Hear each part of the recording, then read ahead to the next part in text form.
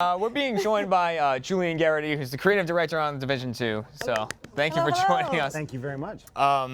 We're super excited to have you here. We're both Division fans. Absolutely. We both play the Division, love the shooting, the fighting, the story.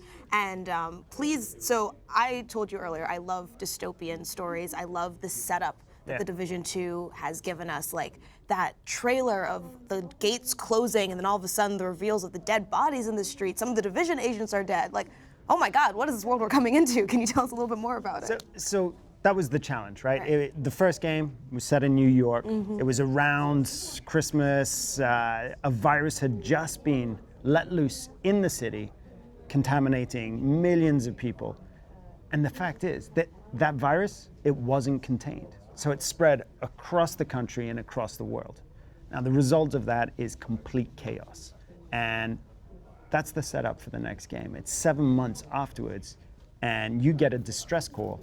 As a Division agent, you get a distress call from Washington, D.C., where your headquarters is located. So you have to come in from outside and discover what's happened to the capital city.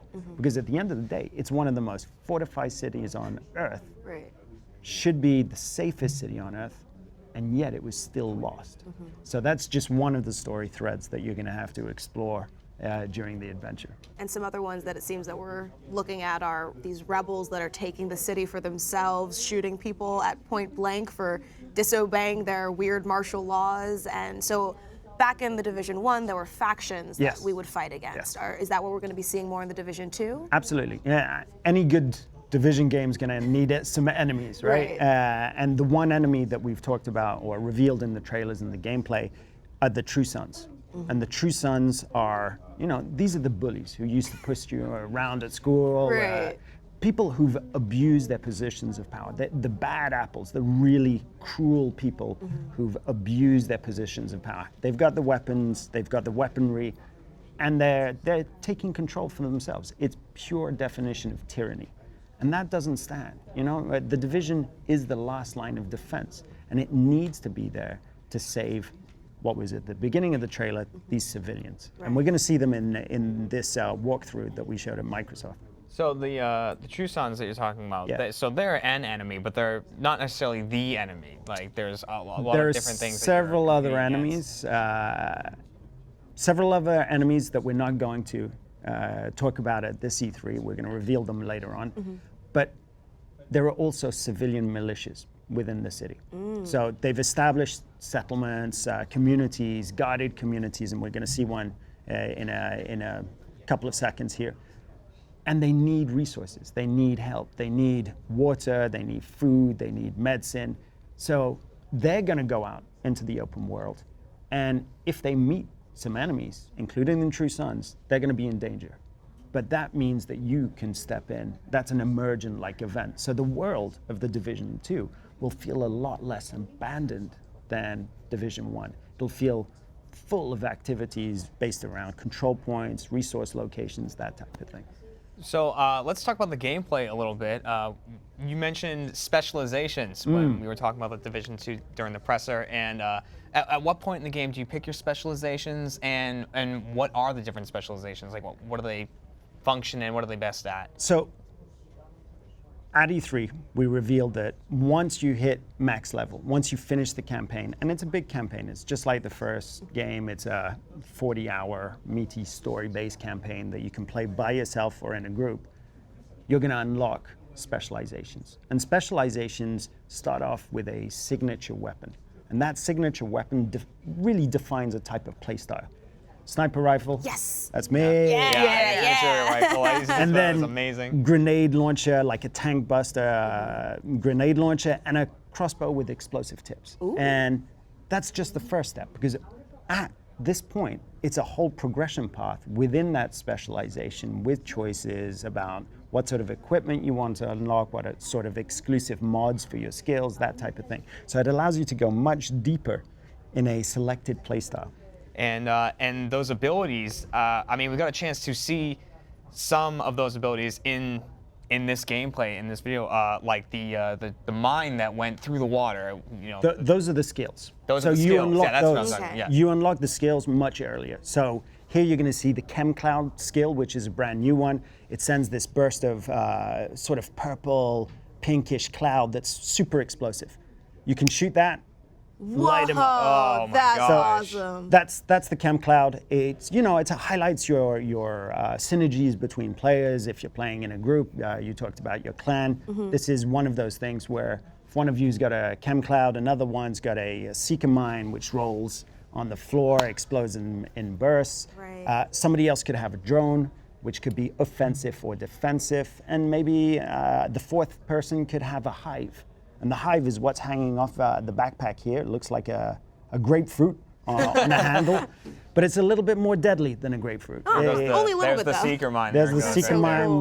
with the little rainbow trail through the water, grenade launcher there. We can actually see this person's frozen in a glue substance. right? phone. Riot foam. That's based on existing technology. Riot foam. Oh, that's Whoa, terrifying. that's very terrifying. You can check it out. It is very scary. Actually, it's meant to stick you in one place. So And one of the things we realized during our gameplay of it is, these guys with the riot foam, you can see the pack of it on his back. You could just see that. And you can shoot that and trap him in his own foam. Kind of like it. pyros, where you would shoot their packs and they would Exactly. explode. The weak Cool. points. We know that it's super fun to shoot weak points. yes. It's super fun to see those explosions.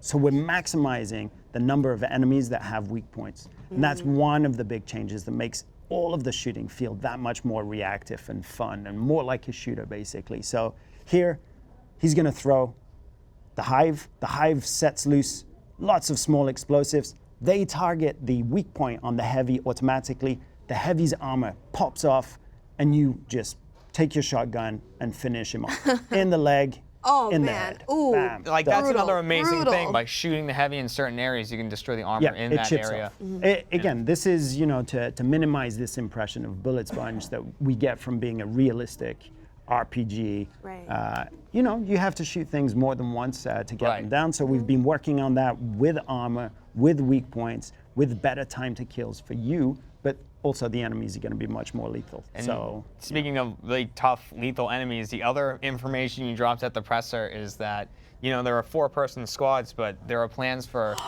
up to 8-person raids. Raids! Yes. I'm so excited. yes, they're going to be tough. Yes. As they should be. Because fundamentally, we started the Division 2 with endgame first in mind. So specializations are one pillar of that, something that's a new progression once you hit endgame. But raids are that hardcore activity that everybody needs as that feat of strength. If you and your crew can take this down, we're going to reward you with something, cosmetic, that is going to be a clear sign, okay, I did this. That was going to be my next question. Will there be something that we can brag with once we complete the raids? 100%. I'm a true believer that you should be able to get those peacock feathers. Right. You should preen after Yeah, absolutely. you've beaten a raid. With these raids, I mean, you said they're very difficult. That's why you need this many people. Are plans for the raids to all move as this big 8-person unit, or for people to split off? I mean, like. Did you play one of the incursions on the first game? I have not. And Called Stolen Signal. So it was the last incursion we launched, and it's based in a TV broadcast station. Looks a little bit like this. Well, that's unsettling. in Manhattan, and there were 3 wings with a final room, and you could choose whichever wing to go down. So it's kind of the best indication of what sort of direction we're facing with the raids.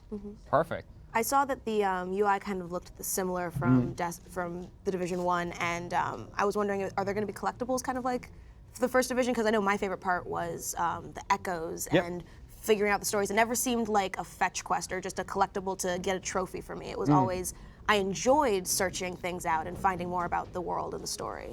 I mean, that's my approach as well. Philosophically, it's very, very difficult to tell a story for a co-op shared world game where you can tackle any mission in any order you want. So it's non-linear, co-op, open world. It's about as difficult as it can get to tell stories. But I love being able to create really compelling collectibles, from the audio logs to the missing agents to the echoes, where we can tell different types of stories. So not all of them are about people dying and the contagion. No, some of them are about, okay, some people are actually celebrating the end of the world. Let's have a party in this apartment. Yeah. Who knows what's going to happen tomorrow? Others is, okay, let's watch TV and just relax. And others are about how people actually came to become a rioter or a true son.